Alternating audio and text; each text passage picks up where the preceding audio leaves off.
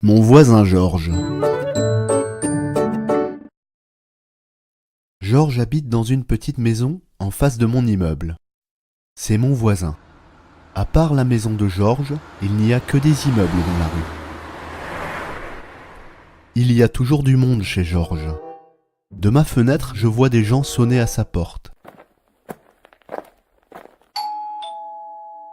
Ils sont tous en costard-cravate et ils ont une petite valise. Ils ont l'air très sérieux. Ils ont tous des idées pour aider Georges. Certains veulent construire un petit hôtel. D'autres veulent construire des appartements de standing.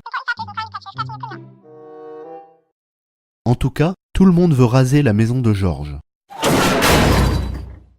Pourtant, c'est une belle maison avec sa grande porte en bois, ses volets bleus et son toit en ardoise.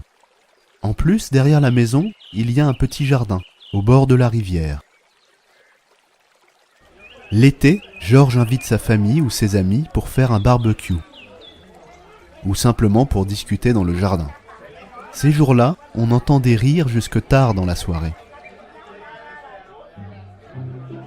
Par contre, les gens qui veulent raser la maison de Georges ne rient pas beaucoup. Ils n'ont pas le temps de discuter non plus.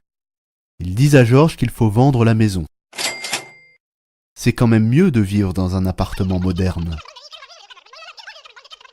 Georges les écoute poliment, mais il répond « Non merci ». Il n'est pas intéressé. Alors les gens sérieux partent sans serrer la main de Georges. Ils ont l'air pressés.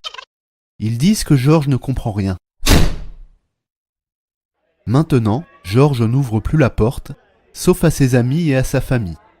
Les gens qui veulent raser la maison sonnent encore à la porte, mais personne ne répond. Pourtant, on voit de la fumée sortir de la cheminée et on entend encore de la musique.